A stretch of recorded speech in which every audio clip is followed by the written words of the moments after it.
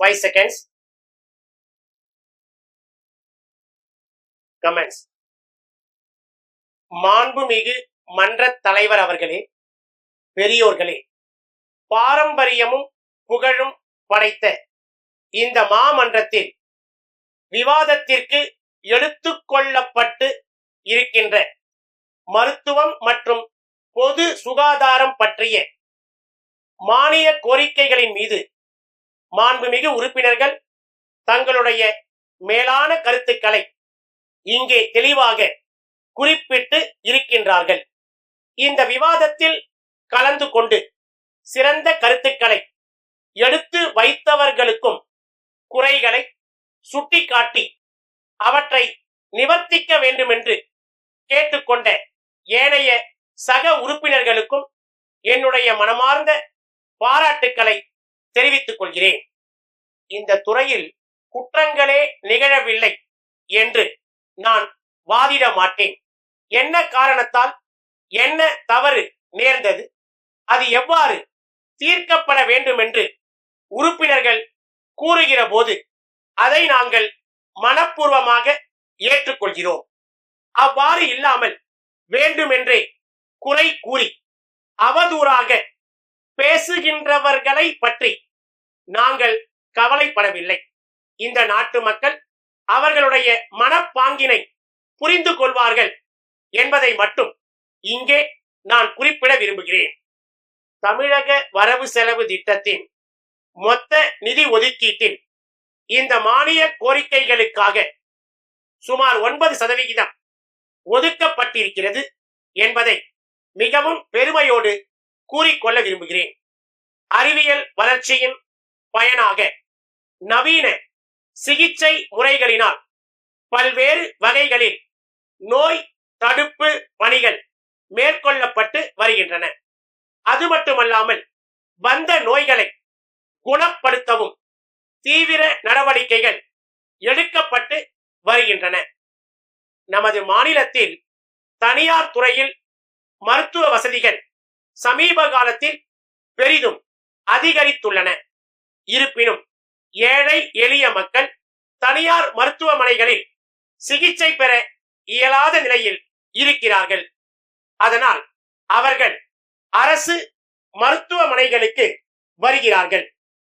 அப்படி வருகின்ற மக்கள் பயன்பெறும் வண்ணம் மருத்துவமனைகளில் உள்ள வசதிகளை அதிகரிக்க வேண்டும் என்பதில் அரசு கண்ணும் கருத்துமாக இருக்கிறது.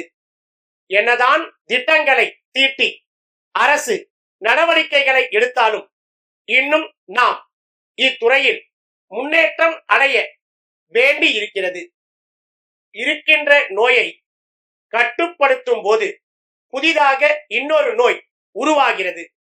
குறிப்பாக சொல்ல வேண்டுமெனில் சமீப காலமாக மக்களின் மனதை உறுத்திக் கொண்டிருக்கின்ற கொரோனா வைரஸ் நோயை சொல்லலாம். அறிவியல் துறையில் முன்னேற்றம் கண்டுள்ள மேலை நாடுகளிலே கூட இந்நோயை ஒழிப்பதற்கு இன்னும் முழுமையாக மருந்து கண்டுபிடிக்கப்படவில்லை. நோய் பரவாமல் இருக்க தடுப்பூசி பொதுமக்களுக்கு இலவசமாக போடப்பட்டது. இந்த மன்றத்திலே கூட மாண்புமிகு உறுப்பினர்கள் இது குறித்து கவலை தெரிவித்தார்கள். கொரோனா வைரஸ் வந்தவர்களை தனிமைப்படுத்தி காப்பாற்றுவது என்று 2 வகைகளிலே நாம் அதிலே அணுக வேண்டி இருந்தது. நோய் தடுப்பு நடவடிக்கைகளிலே எவ்விதமான குறையும் சொல்ல முடியாத அளவுக்கு நமது மத்திய அரசும் மாநில அரசும் தீவிர நடவடிக்கைகளை மேற்கொண்டு முழுமையாக நோய் தொற்றிலிருந்து விடைபெற குழு ஒன்று அமைத்துள்ளது. அன்புடையீர், தங்களின் 20ஆம் தேதியிட்ட கடிதம் கிடைக்கப் பெற்றோம்.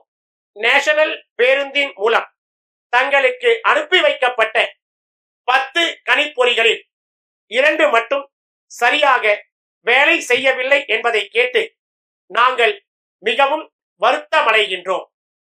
எங்களுடைய பொறியாளர் தங்களுக்கு அனுப்பப்பட வேண்டிய கணிப்பொறிகளை முழுவதுமாக சோதனை செய்து சான்றிதழ் கொடுத்தவுடன் உங்களது பிரதிநிதியை இங்கு அனுப்பி சரிபார்த்து செல்லுமாறு நாங்கள் கடந்த மாதம் கடிதம் எழுதியிருந்தோம்.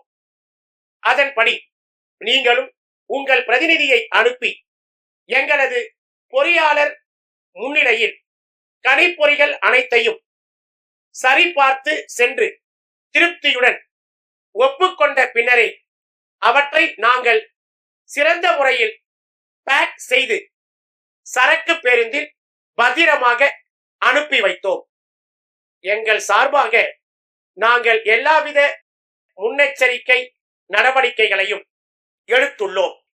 ஒருவேளை அவைகள் வழியில் சரக்கு போக்குவரத்தில் அனுப்பி வைக்கப்பட்ட போது சிறிது பழுதுபட்டிருக்க வாய்ப்புகள் இருக்கின்றன.